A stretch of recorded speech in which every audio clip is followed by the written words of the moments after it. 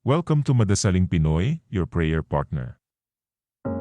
Ngayon po ay Biyernes sa ika-4 na linggo ng 40 araw na paghahanda. Ang mabuting balita ng Panginoon ayon kay San Juan.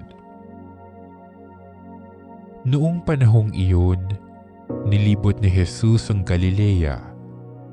Iniwasan niya ang Judea sapagkat ibig siyang patayin ng mga Hudyo roon.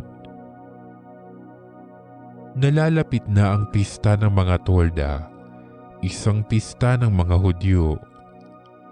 Pagkaalis ng kanyang mga kapatid, si Jesus may pumunta rin sa pista, ngunit hindi hayagan. Sinabi ng ilang taga-Jerusalem, "Hindi ba ito ang taong gusto nilang patayin?"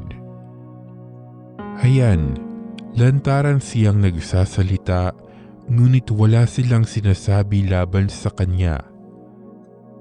Baka naman nakilala ng mga pinuno na siya na nga ang Mesiyas. Walang makaalam kung saan magmumula ang Mesiyas pagparito niya, ngunit alam naman natin kung saan nagmula ang taong ito. Kaya't nang nasa templo si Jesus at nagtuturo, malakas niyang sinabi, "Ako ba'y nakikilala ninyo? Alam ba ninyo kung saan ako nagmula? Hindi ako naparito sa ganang akin lamang. Ang totoo, ang siyang nagsugos sa akin, ngunit hindi ninyo siya nakikilala. Nakikilala ko siya sapagkat ako'y mula sa kanya at siya ang nagsugos sa akin." Tinangka nilang dakpin siya, ngunit walang nangahas sapagkat hindi pa niya oras.